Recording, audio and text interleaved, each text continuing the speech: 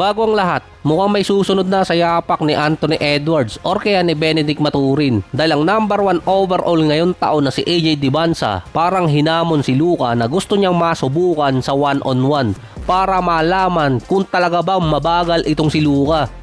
Parang kakaiba din yung gustong mangyari ni Dybantsa. Yung iba gustong malaman kung gaano kagaling, pero itong si Dybantsa gusto niyang malaman kung mabagal gumalaw si Luka. Kasama din kasi doon si SGA na gusto niyang makatapat. Sa dalawang player na yan, parang mas okay pa na si Luka ang tapatan ni Dybantsa kaysa kay SGA, baka mahawa pa siya ng Finding Nemo na galawan. Gusto kasi ni Dybantsa na malaman kung gaano kagaling sa isolation si Luka. Dadalhin niya di umano sa isolation island, as in babantayan niya 1-on-1 kapag nagtapat yung Lakers at Wizards. Saka hindi naman kasi mabagal si Luka, kakaiba lang talaga yung face niya. Yung akala mo mabagal, bigla siyang bibilis kapag gusto niya. Ilang defensive player na nagsabing mahirap bantayan si Luka dahil sa face niya at parang nadidistract din yung mga defender. Pogi na, hot pa eh. Isa pa doon, yung ring parang kusa na lang bumubuka ka kay Luka basta ibato niya yung bola at saktong pumapasok. Hindi naman sinakyan ng iba mga fans yung sinabi ni Dybantsa na base sa kanila, kung gustong malaman talaga ni Dybantsa kung gaano kagaling at kabagal itong si Luka, tanungin niya di umano yung 4-time Defensive Player of the Year, si Tito Rudy. Ilang beses na kasing pinahiya ni Luka si Tito Rudy dati, kaya nga minsan nag-aaway na yung dalawa eh. Saka 2 beses lang din magtatapat ang Lakers at Wizards for next season. Baka sa 2 beses na yon wala pa si Luka dahil malamang tamaan siya ng injury. Isa siya sa mga player na sinasabi magkakaroon or magiging prone sa injury sa susunod na taon. Ang nakaka-shutdown lang kasi kay Luka ay yung mga gaya ni Lu Dort, Derek White, Holiday, yung Thompson Brothers pa na mga guards na perimeter defender. Dati ang gustong makakalaban nitong si Dybantsa base sa kanya si KD at si Lebron. Mukhang matutupad yung gusto niya dahil si Lebron nasa East na. 3 or 4 na beses niyang makakatapat yung Sixers. Mga 3 weeks ago na sinabi yun ni Dybantsa after ng draft. Na mukhang binawi agad niya dahil nga pumunta sa Sixers si Lebron, samantalang si Kevin Durant at si Dybantsa naman nagkaroon kasi ng workout college pa lang. Ang coach kasi ni Dybantsa naging workout coach din ni KD dati. Base pa kay Dybantsa, nakamodel yung game niya kay SGA. So malamang puro flop din ang mangyayari. Nung nakaraang Summer League kasi na naglaro din tong si Dybantsa, merong mga clip doon na nagkakaroon siya ng foul baiting. Hindi naman basta flop, pero yung iba mga player kita na rin na inis dito kay Dybantsa na Summer League pa lang may foul baiting na siyang ginagawa. Kaya malamang SGA talaga ang susundan ito.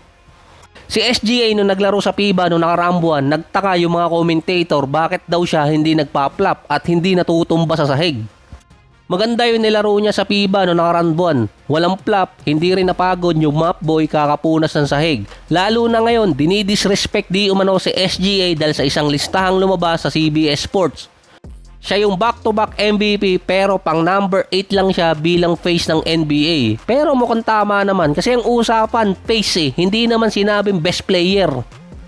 Ang disrespect talaga doon si Luka. Ginawa siyang number 6 eh, ang usapan face, hindi naman yung game. Ang number 1 kasi nilagay doon si Lebron, ang number 2 si Victor Wembanyama, ang karibal ni SGA.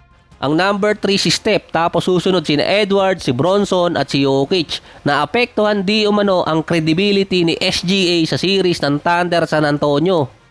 Pinoint out kasi doon na unstoppable si SGA kapag natatawagan ng foul. Pero kapag nawala yon, nagiging normal na player na lang. May rason na di umano na si SGA hindi manalo ng MVP next season. Bukod pa sa international player siya, wala kasing nakaagawa ngayon ng 3 sunod na MVP since Larry Bird. Si Klay Thompson naman nasa waiting list pa rin ng Dallas Mavericks kung iba-buy out.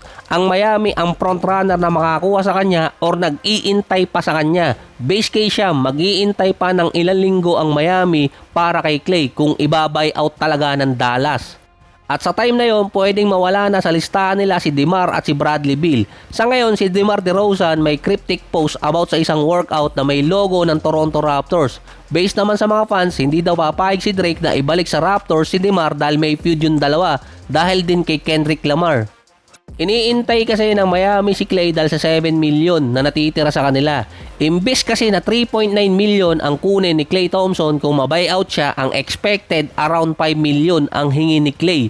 Medyo lalagpas na ng konti sa natitirang mid-level exception ng Miami na meron pa sila ngayong 7 million. Actually mali, hindi lalagpas, magkukulang na yung mid-level exception para makapag-sign pa ng isang player. Ang Pistons noong nakaraan nagre-recruit ng player si Cade Cunningham. Sinubukan niya si Austin Reeves kaso nagstay sa Lakers. Sinubukan din niya si Norman Powell kaso napunta ng Bulls. Kung napaperma siguro ng Pistons itong si Powell, baka maganda rin yung laro nila next season at isa sa biggest signing nila. Sinundan noon na si Tyler Hero gusto ring makuha ng Detroit at gusto ring sumama ng Pistons sa trade ng Bucks at Miami kaso hindi nangyari. Hindi rin natuloy na makipag-trade ang Pistons dito sa Bucks para kay Hero dahil nga sa gulo nila ni Adebayo. Kailangan daw kasi sa Detroit, totoong bad boy. Si Hero naging laughing stock sa NBA nung nasa pack ni Adebayo. Si Klay potentially makipag-trade ang Pistons sa Dallas para makuha siya. Naghahanap pa rin kasi ang Mavericks ng trade partner para kay Klay bago siya i-buyout. At so far, hindi pa naman nagre-request si Klay ng trade para mapadali na mapunta siya ng Miami. At kung mapunta naman si Klay sa ibang team via trade, dun siya posible mag-request ng buyout. Lalo pa ngayong kaagaw ng Miami ang Detroit dito kay Klay Thompson. Malaki pa ang kanilang cap space. Tax space pala. Kahit pa maisahin nila si Jalen Duren, may matitira pang konti. Ang biggest signee so far ngayon nitong Pistons ay si John Collins. Bukod pa si Isaiah Joe na nakuha nila sa trade.